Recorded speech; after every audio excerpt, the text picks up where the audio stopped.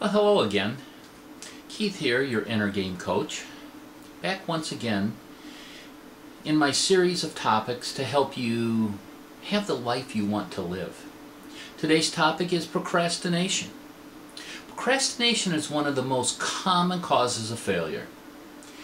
We wait and we put off opportunities that come along because of a number of reasons. We wait for the right time to act upon the opportunities that will help us succeed and achieve our goals. A lot of time it's fear that's stopping us and makes us procrastinate. Make sure you see my last video on fear and how to overcome it, as that'll help you with that topic. Now, the time will never be just right for us to act on an opportunity.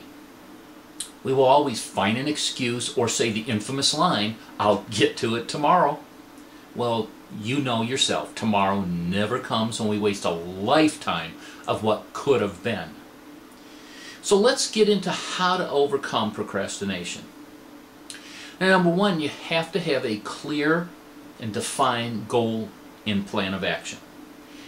This is also the first thing that I addressed on my video of fear. Are you clear on your goals, and are you clear on your plan of action? If not, then that's the place you need to start, and make sure it is something that you really want and that you're passionate about. Without the passion being there, it might not be something you really want. Number two, commit to taking the first step in your action plan. Put a specific time on when it should be completed. If you have to, break down the first step into smaller steps. But you have to make sure you have to have a completion date on there. If you don't have a completion date on there, then it probably won't get done. You have to have something that's measurable and that is clearly defined. So make sure you put a date on there. Number three, write down the worst case scenario. If this doesn't happen. Ask yourself, if I don't do this, what will happen? What will happen if I try and succeed? And what will happen if I try and fail? This takes a lot of the worry aspect out of the task, and it also helps you motivate you, especially if the rewards of succeeding is really great. But ask yourself, what is the worst thing that can happen, if I fail at this? And that takes just a lot of the worry out of there. But also ask yourself, well, what will happen if I don't do anything? Well, you'll be getting more of the same. If that's what you want, then that's great. But if it's not what you want, then you need to change something. So write those down. Number four, get at least one or two people to help you get started. If you have someone pushing you a little bit, that usually helps motivate you and helps keep you on track. And have them hold you accountable. Have them ask each week how you're doing and are you keeping on track of your goal. Number five, set aside at least a half hour of totally focused time each day to work towards completion of this task. If I have a specific task that I know needs to be done, I usually like to time block a half hour in the morning, a half hour in the afternoon, totally focused time. What I mean by totally focused time is you're not to be interrupted. Don't try for any more of a half hour at a time, because you'll get yourself into some trouble. My next video on time management will help you with that. Number six, stop the negative self-talk. You don't want to affirm the negative. Remember, you get what you focus on. So if you affirm it by words, the negative will come out each time that you affirm the negative.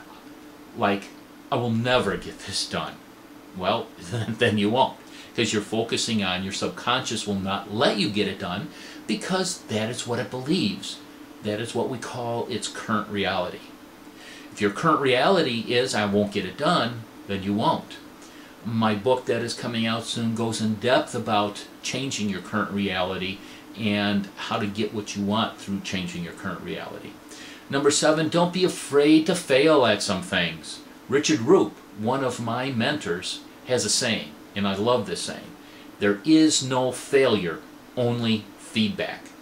How many times did Thomas Edison fail before he finally got it right and created the light bulb? How many times did Alexander Graham Bell fail before getting the telephone to work? The list goes on and on. Any inventor, scientist, entrepreneur fails at one time or another, and that's fine. You see, failure is part of the process. It gives us feedback that tells us this won't work, let's try something else. So don't be afraid to fail. Number 8, write some good positive affirmations and read them 3 or 4 times a day. Write them as if they've already happened. Example, I have made $100,000 this year already because of the work that I have done and that I didn't procrastinate on. Another one is, when I see an opportunity, I jump right on it immediately, and because of that, I reap great rewards when it is completed.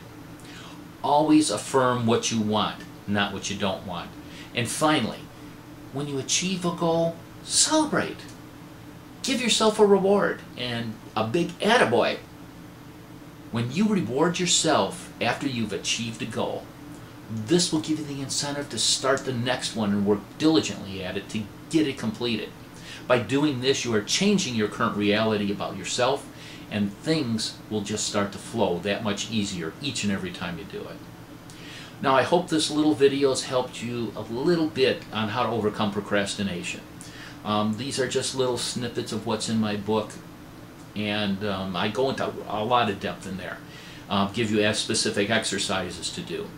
I give you a whole process in these books to help you overcome any challenge in your life. Now, my next video is going to be on time management, and then we're also going to do some on negative self-talk and some other topics that's covered in this book, the law of deliberate creation, law of attraction, that type of thing. So you can visit our website here on screen, visit it to get and sign up to get your report on procrastination, and sign up to get our newsletter. Get on our newsletter list so you can get some newsletters for us from time to time. So until the next time, this is your Inner Game Coach Keith, wishing you all the best. Have a great day.